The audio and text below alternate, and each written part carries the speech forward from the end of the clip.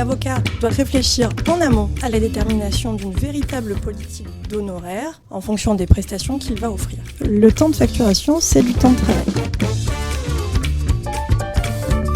Bonjour à tous et bienvenue dans le podcast du Jeune Avocat, réalisé en partenariat par la Gazette du Palais et la FNUJA.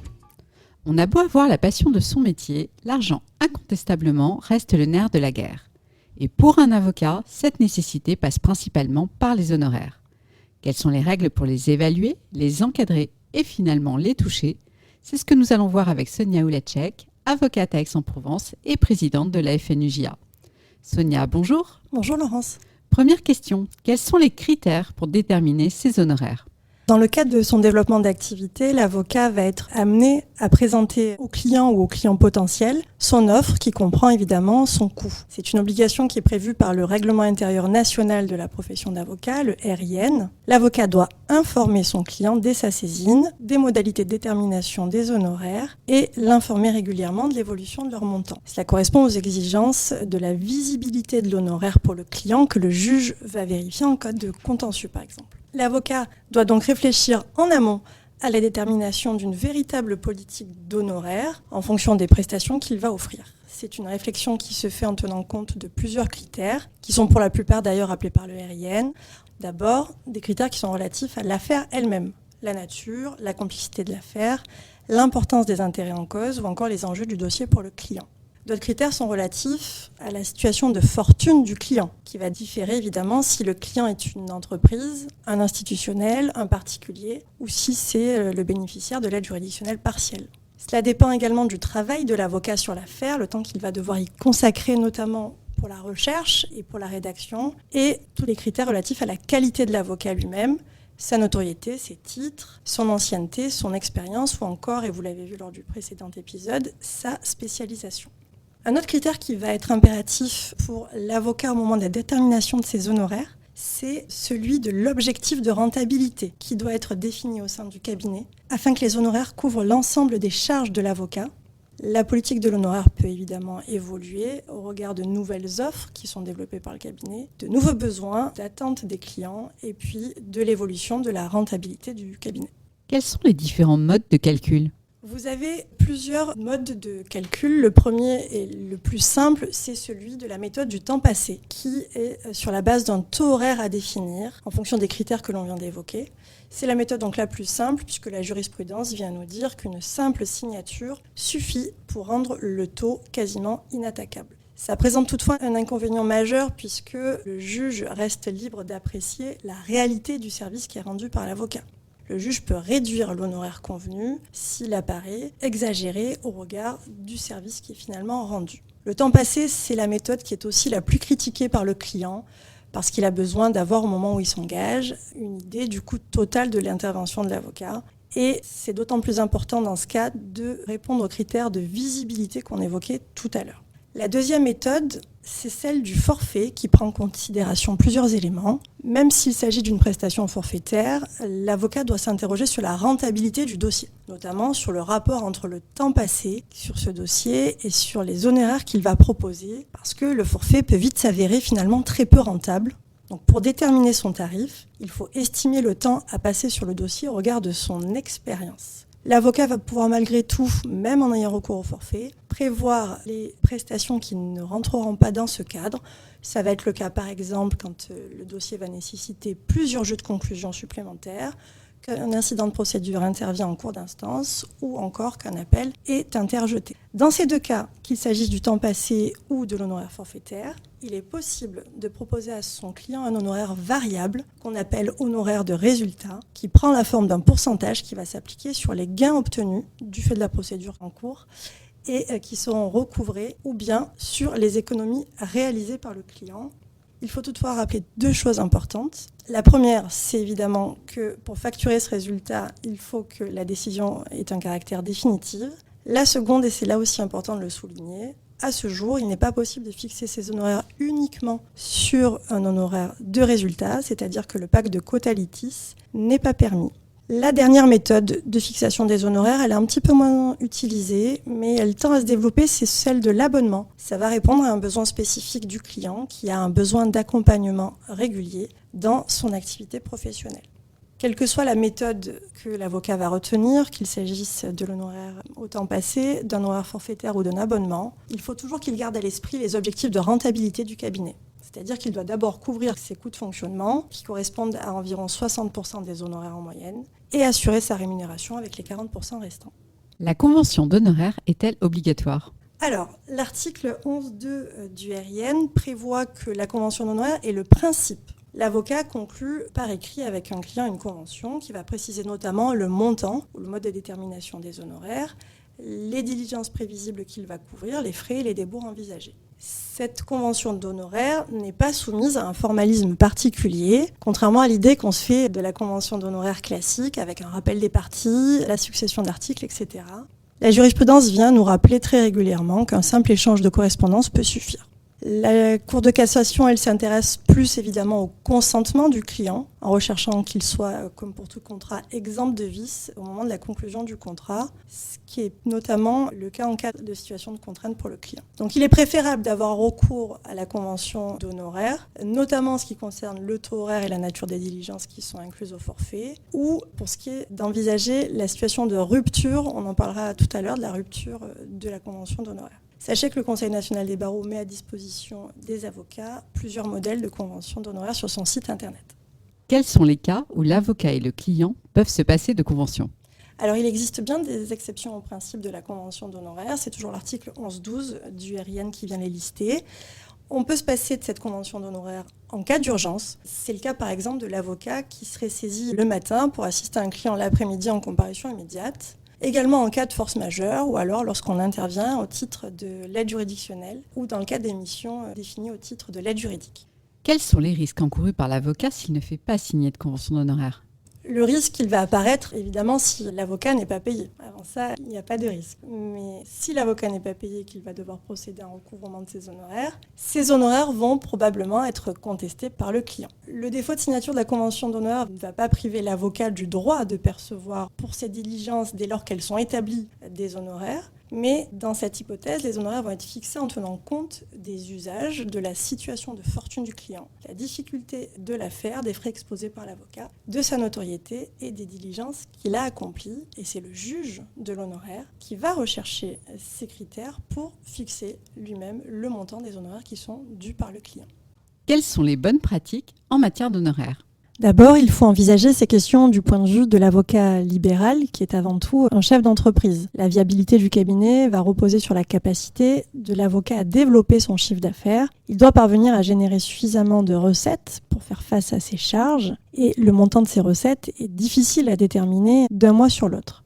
C'est pourquoi il faut déterminer une facturation prévisionnelle sur plusieurs principes. Les honoraires d'abord facturés à horizon 3 mois, 6 mois et 1 an, sans retenir les potentiels honoraires de résultat qui présentent, comme on l'a vu, un caractère aléatoire. C'est un exercice qui est redouté par l'avocat. Dans ce cas-là, l'astuce, c'est de se reporter à son niveau de charge et à un objectif plus global de croissance de chiffre d'affaires. Il faut ensuite déterminer un objectif ambitieux mais réalisable sur la base de l'existant à facturer et du prévisionnel de dossier. Ça va permettre à l'avocat d'anticiper des éventuelles baisses d'activité, d'identifier des périodes de creux et de décalage de trésorerie. Ça permet alors d'organiser sereinement ses congés pour limiter au mieux les incidences de son absence sur son activité ou de mettre en œuvre en amont des actions de communication. Si on n'a pas de prévisionnel, on n'identifie pas les périodes de creux et les actions de communication ne sont pas mises en œuvre suffisamment tôt pour que l'avocat profite du retour de ces actions pendant une période de baisse. Et à contrario, une action de communication mal programmée peut venir porter ses fruits alors que l'avocat doit déjà faire face à une période de forte activité. Ça pourrait l'empêcher de répondre aux nouvelles demandes et dans ce cas, les effets de l'action de communication sont totalement annulés. Vis-à-vis du client ensuite, pour atteindre son objectif de facturation, il est primordial de facturer régulièrement et d'adresser, le cas échéant, un appel de provision. Il faut s'astreindre à facturer au moins une fois par mois et une consoeur me rappelle régulièrement que le temps de facturation, c'est du temps de travail. Cette séance de facturation, elle doit être l'occasion de refaire le tour des dossiers facturables, de s'assurer que tous les temps facturables sont effectivement facturés. Il ne faut pas hésiter à facturer même de petites sommes parce qu'il va être évidemment difficile plus tard de justifier d'une facturation de temps très ancien. À mon sens, il est essentiel de recourir à un logiciel de gestion de cabinet qui permet de simplifier le suivi des diligences, les opérations de facturation et surtout les opérations de relance. Quels outils l'avocat a-t-il à sa disposition pour établir ses conventions d'honoraires ? Alors j'évoquais tout à l'heure les différents modèles de conventions d'honoraires qui sont mis à la disposition des avocats sur le site internet du Conseil national des barreaux en fonction du mode de facturation qui est retenu et qui prendrait par exemple en compte la situation d'un probable retour à meilleure fortune du client en cours de procédure.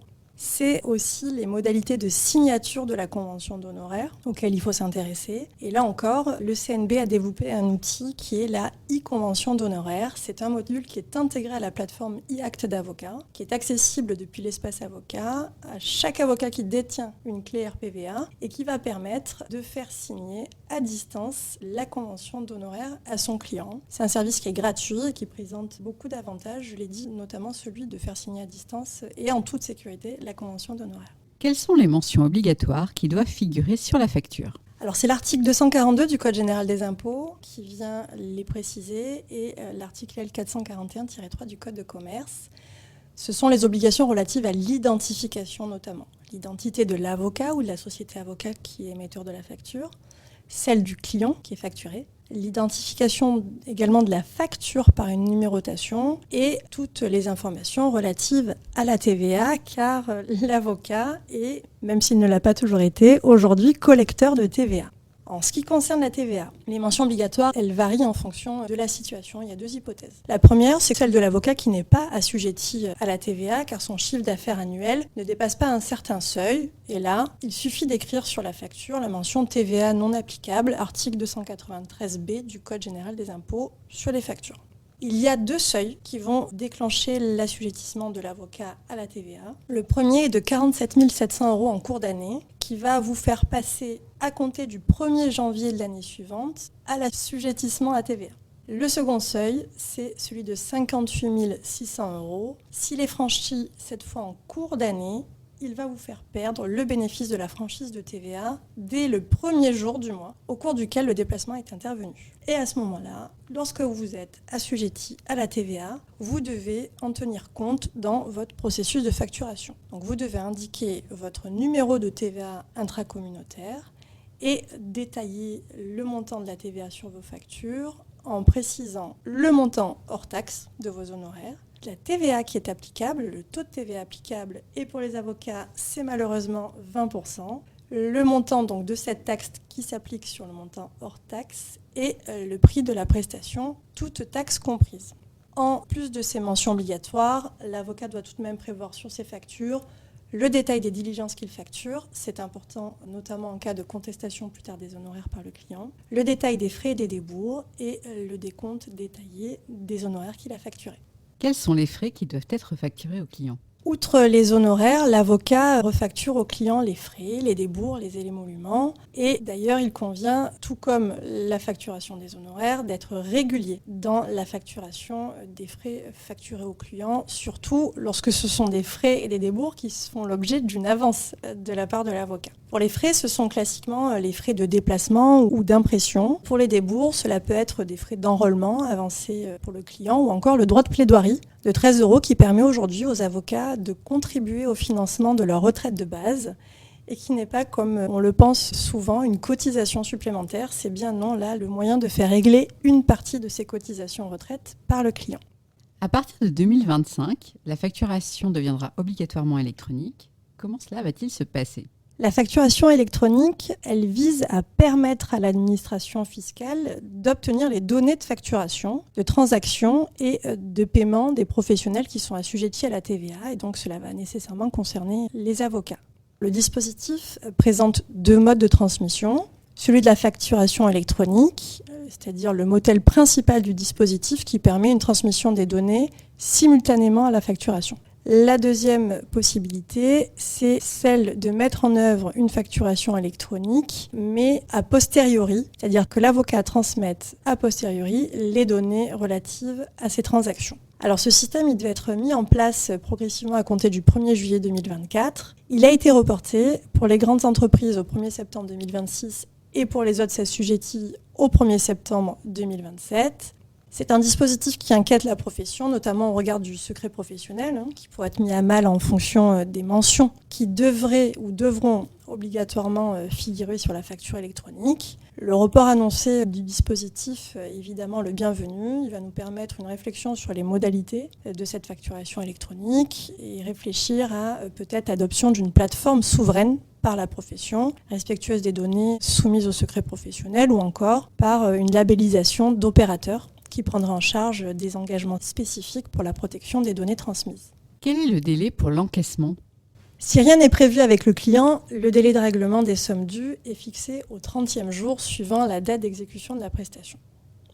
La facture envoyée au client doit d'ailleurs mentionner la date à laquelle le paiement doit intervenir et préciser le taux des pénalités exigibles le jour suivant la date de règlement. Si c'est le cas, si ce taux est mentionné, un rappel ne sera pas nécessaire pour que les pénalités de retard soient exigibles. Alors ça, c'est le principe, mais la réalité est bien évidemment différente. D'abord, pour être réglé, la facture doit être envoyée. C'est la raison pour laquelle il est indispensable de s'astreindre à facturer régulièrement. Et ensuite, le règlement de 30 jours, si c'est la règle, il arrive très fréquemment que les clients, et en premier lieu les entreprises, imposent à l'avocat des délais beaucoup plus longs. Il n'est pas envisageable de saisir le bâtonnier à chaque fois que son client tarde à régler la facture, notamment quand il s'agit d'un professionnel, quand il a une politique de règlement de ses fournisseurs à 60 jours par exemple. En revanche, ce qui est intéressant, c'est de connaître les dates limites d'enregistrement des factures par la comptabilité de son client pour repousser au mois suivant le règlement de sa facture. Il est aussi indispensable de mettre en œuvre dans le cabinet des campagnes de relance de factures impayées. Là encore, comme on l'évoquait tout à l'heure, le logiciel de facturation est précieux pour soutenir l'avocat dans cette tâche. Enfin, il faut le garder en mémoire, un délai important qui est celui du délai de prescription pour l'avocat pour recouvrir ses honoraires, qui est un délai de 2 ans. Que se passe-t-il en cas de rupture de la convention d'honoraires ?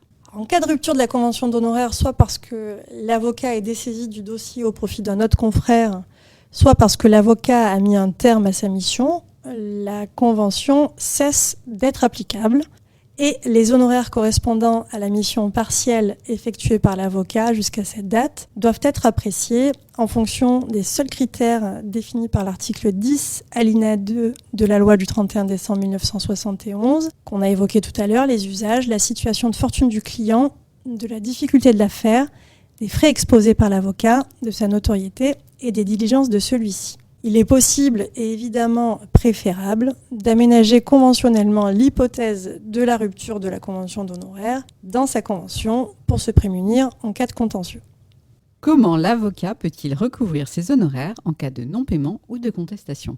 Pour procéder à l'exécution forcée du paiement de ses honoraires, l'avocat doit obtenir un titre exécutoire. Et les contestations qui concernent le montant et le recouvrement des honoraires de l'avocat sont réglées par le décret du 27 décembre 1991 qui prévoit la compétence du bâtonnier du barreau du cabinet principal de l'avocat en matière de contentieux des honoraires. Lorsque la difficulté est relative aux honoraires du bâtonnier lui-même, ça arrive, la contestation, cette fois, elle est portée devant le président du tribunal judiciaire. Le bâtonnier peut être saisi par l'avocat ou par le client et il va devoir examiner et contrôler les diligences en rapport avec l'honoraire par un examen détaillé des pièces, mais sans, en principe, un contrôle au fond. Et il va également vérifier le temps qui a été passé sur le dossier. Cela va permettre une évaluation objective du coût de la prestation. Donc le bâtonnier dispose d'un véritable pouvoir juridictionnel et il intervient comme juge en première instance et rend à ce titre des ordonnances de taxation. Chaque partie a évidemment la possibilité d'interjeter appel dans un délai d'1 mois qui est porté devant le premier président de la cour d'appel. Ces décisions de taxation, elles constituent des titres exécutoires que l'avocat va confier à un commissaire de justice pour engager des voies d'exécution forcée. Cela est possible lorsque la décision est définitive ou lorsque le bâtonnier a rendu sa décision immédiatement exécutoire. C'est possible depuis 2021 dans certaines conditions, c'est-à-dire dans la limite d'un montant de 1 500 € ou lorsque ce montant est plus important, dans la limite des honoraires dont le montant n'est pas contesté par les parties. Lorsque les honoraires sont déposés sur un fonds CARPA, quelle est la procédure pour les récupérer ? Alors la CARPA, c'est la caisse de règlement pécuniaire des avocats. La CARPA s'étend tiers à la relation avocat-client.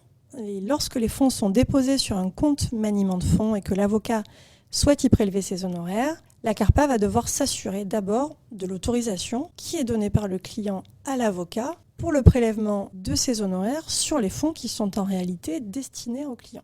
Dans un second temps, la CARPA va contrôler 2 éléments. D'abord, la cause du déblocage de fonds, c'est-à-dire le paiement d'honoraires sur la base d'une facture qui est établie par l'avocat, et ensuite le montant qui est débloqué. Au terme de l'article 11.5 du RIN, les avocats sont tenus à ce que l'on appelle l'obligation du croire. En quoi consiste-t-elle et dans quel cas s'applique-t-elle ? Lorsqu'un avocat fait appel à un confrère pour lui confier par exemple une mission de postulation ou la sous-traitance d'un dossier, ou lorsqu'il fait appel à un tiers, un commissaire de justice, un traducteur, un notaire, il est personnellement tenu, en cas de défaillance du paiement de son client, des honoraires, des frais et des débours que le client aurait dû lui-même régler. C'est ce qu'on appelle l'obligation du croire. L'avocat mandant peut convenir avec le confrère mandaté ou le tiers sollicité qu'il n'est pas tenu à cette obligation du croire. Et dans ce cas-là, il doit indiquer expressément, dès l'origine et par écrit, à l'avocat ou au tiers mandaté, ne pas vouloir se soumettre à cette obligation. Cette mention, et c'est important de le dire, doit être claire et expresse et ne se déduit pas. Donc vigilance avec les mauvais payeurs. L'avocat peut-il être rémunéré pour avoir apporté un dossier à un confrère ? C'est un sujet qui suscite depuis des années de vifs débats au sein de la profession. Et la profession est d'ailleurs très partagée puisque lors des états généraux sur l'avenir de la profession d'avocat, organisés par le CNB en 2018, la profession a voté une très très courte majorité en faveur de cette rémunération d'apport d'affaires entre avocats, puisque 51% des avocats qui sont exprimés étaient pour. Aujourd'hui, le RIN interdit la rémunération de l'apport d'affaires. La FNUJA a essayé de porter au sein du CNB la possibilité pour le collaborateur d'apporter à son collaborant une affaire contre rémunération. Il n'était évidemment pas question de priver le collaborateur du développement de sa clientèle ou de faire de l'avocat un apporteur d'affaires à temps plein, mais de répondre aux demandes des avocats collaborateurs telles qu'elles ressortent des enquêtes collaboration de la profession. Cela aurait été le cas, par exemple, d'un collaborateur qui ne souhaitait pas traiter un dossier parce que le domaine de compétences nécessaire n'est pas le sien et qu'il ne souhaite pas s'y former par choix. Cette proposition l'an dernier n'a pas été retenue par l'Assemblée générale du CNB, mais j'ai l'espoir que ce sujet soit à nouveau évoqué durant la nouvelle mandature qui vient de prendre ses fonctions, ce qui nous permettrait d'ailleurs de réfléchir plus largement à l'attractivité de la collaboration libérale. Les collaborateurs libéraux sont rémunérés par rétrocession d'honoraires. Quelles sont les règles en vigueur ? Le collaborateur libéral va facturer chaque mois à son collaborant une rétrocession d'honoraires. C'est celle qui a été convenue au moment de la conclusion du contrat de collaboration ou celle qui a été réévaluée depuis. Rétrocession fixe qui est parfois complétée d'une rémunération variable en fonction du franchissement, par exemple, d'un chiffre d'affaires mensuel facturé par le collaborateur, au-delà duquel le chiffre d'affaires facturé entraînerait une rémunération supplémentaire sur la base d'un pourcentage. Pour le surplus des règles, elles sont identiques à la facturation d'un client lambda, avec évidemment l'intervention et le contrôle du bâtonnier en cas de difficulté. Au moment de la conclusion du contrat de collaboration libérale, les jeunes avocats peuvent se référer au tableau du Tour de France des rétrocessions d'honoraires minimales qui est établi par la FNUJA. Il ne reste plus qu'à aller facturer. Merci Sonia pour tous ces conseils et à bientôt pour un nouvel épisode du podcast du Jeune Avocat.